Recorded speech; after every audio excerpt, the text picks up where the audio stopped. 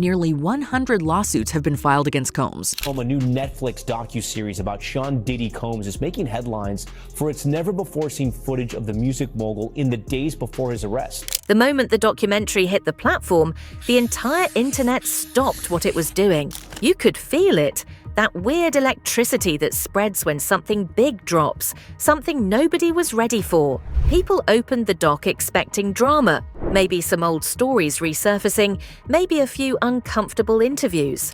Instead, what they got was a 4-hour detonation that sent shockwaves through hip-hop, Hollywood, and social media like a chain reaction nobody could contain.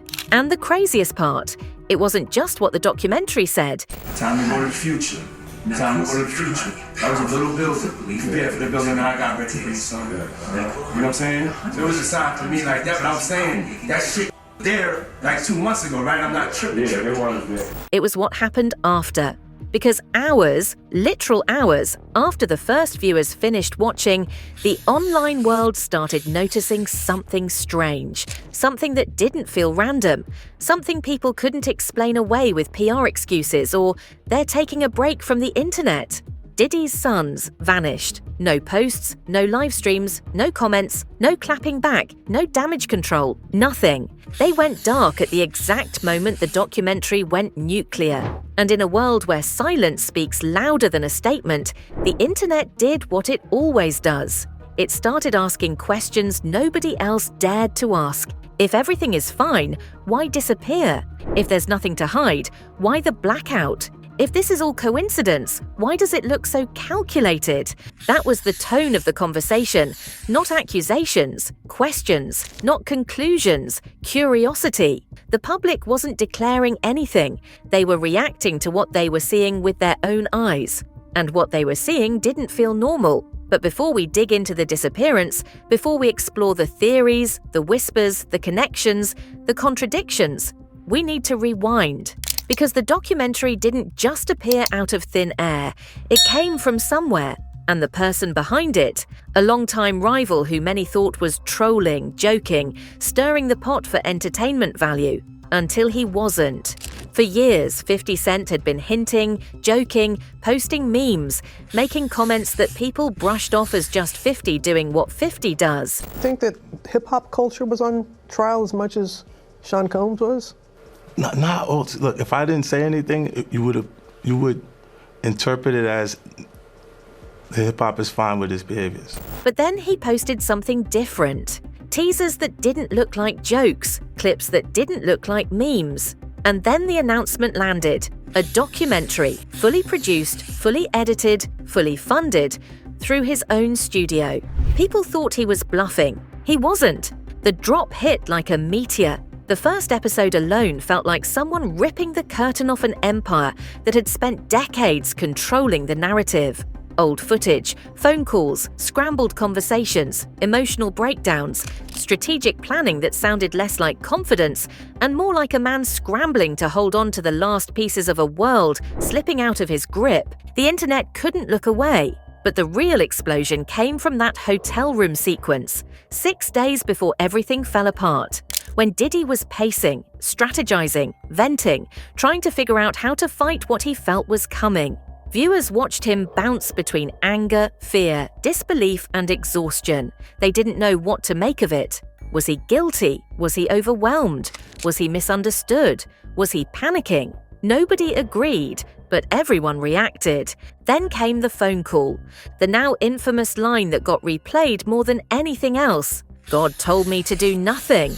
People froze. What did that mean? Was it resignation, acceptance, a metaphor, a code? Social media turned into a decoding lab, frame by frame analyzing his tone, his pauses, his voice cracks. That has dealt in the dirtiest of dirty business of media and propaganda. This wasn't gossip, it was analysis, public fascination, endless theorizing, and then the map went dark. Justin gone silent. Christian gone silent. Everyone connected to them suddenly off-grid.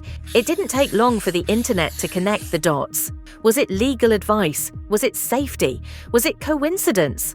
Was it planned long before the documentary? Nobody could answer. That vacuum, that lack of information, became the engine that drove the wildfire of speculation. Because here's the uncomfortable truth. People don't disappear quietly in 2025. Not celebrities, not heirs to one of the most visible entertainment empires of the modern era. Not without people noticing immediately. And not without those disappearances raising the exact kind of questions the family probably didn't want raised. But the theories didn't stop there. The public started revisiting old interviews, resurfaced live streams, behind-the-scenes clips from tours, throwback parties, rumors from early 2000s blogs, whispers in industry forums. Not accusing, just comparing. Suggesting that he takes me shopping, or I looked at it like it was like a tester. Like, maybe you'll come play with me, type of thing, right? Searching for patterns, looking for contradictions, trying to understand how this all fit together. One of the biggest threads people kept coming back to was something that had floated around the industry for years. The idea that Diddy recorded everything. Not for evidence, not for blackmail, just because he liked documenting his life. Walls of tapes, hard drives, personal footage dating back to his teenage years. For decades, it was treated like an urban legend, something half believed, half dismissed. But when the documentary showed unseen recordings, suddenly that legend didn't seem so far-fetched. So naturally, people asked, if these recordings exist, what else is out there? Who has access to them?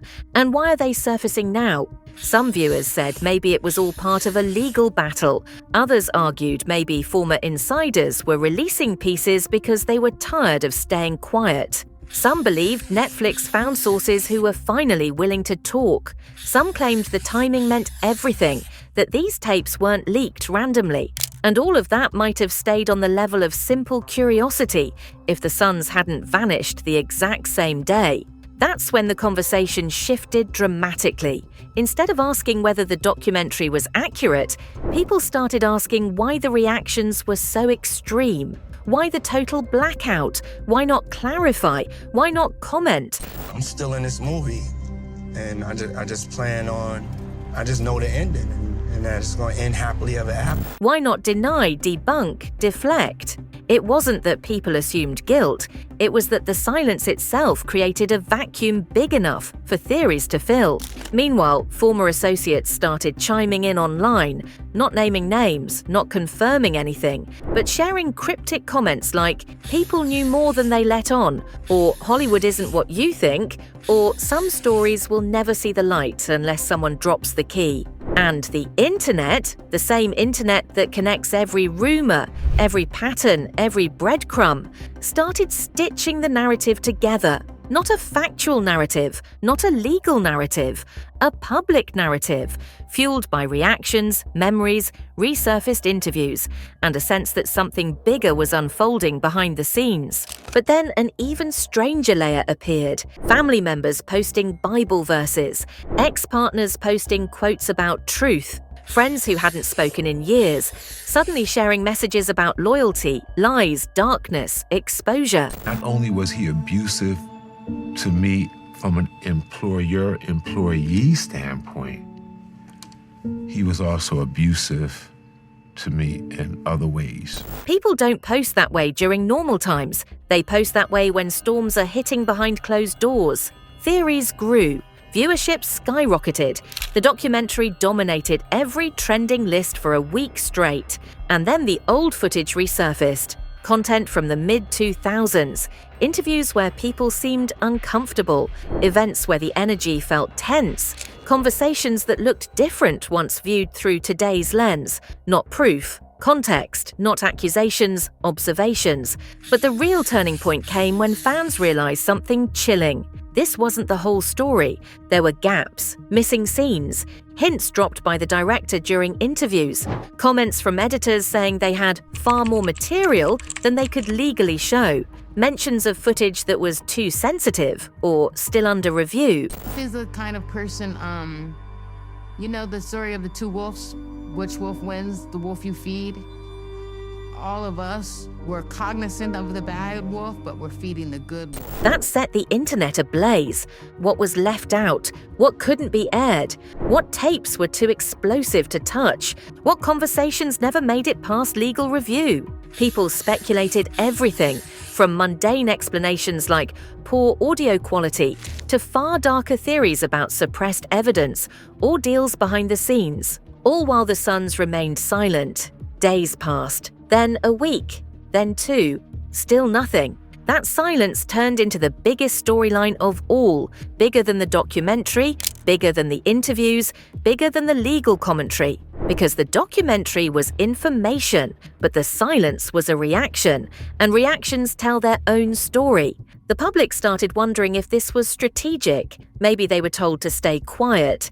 Maybe they were processing everything privately. Maybe the documentary hit harder than anyone expected. Maybe they were trying to avoid fueling rumors. Maybe they just didn't know what to say. But the timing made everything feel cinematic. An empire under pressure, a documentary igniting chaos, family members fracturing visibly online, former associates dropping cryptic hints, and heirs disappearing from the public eye just when the internet wanted answers the most. The thing people forget is this: empires don't crumble because of one moment. They crumble because of 1,000 small fractures hitting at the same time. What the world was witnessing wasn't a fall, it was a shift. Something moving behind the scenes, something nobody could put a name on yet. Appreciate life, and it made me want to do things for the greater good. Something that made the silence feel heavier than any statement could. And that leads to the final question, the one the entire online world is obsessed with. What happens next? Do the Suns return with explanations? Do more recordings leak? Does a second documentary appear? Does someone inside the circle break their silence? Does the empire survive this moment or fracture completely? Does this story calm down or does it escalate? Nobody knows, but here's the one thing everyone agrees on. This is not the end. This isn't even the middle. This is the opening act of something bigger, messier, and more unpredictable than anyone realizes. And whatever comes next, it's going to define an entire era of hip-hop history, internet culture, and celebrity power in a way we've never seen before. So stay watching, stay listening, stay questioning, because if the documentary was the spark, the silence is the smoke. And somewhere behind that smoke, something massive is preparing to break. And when it does, the world won't be ready.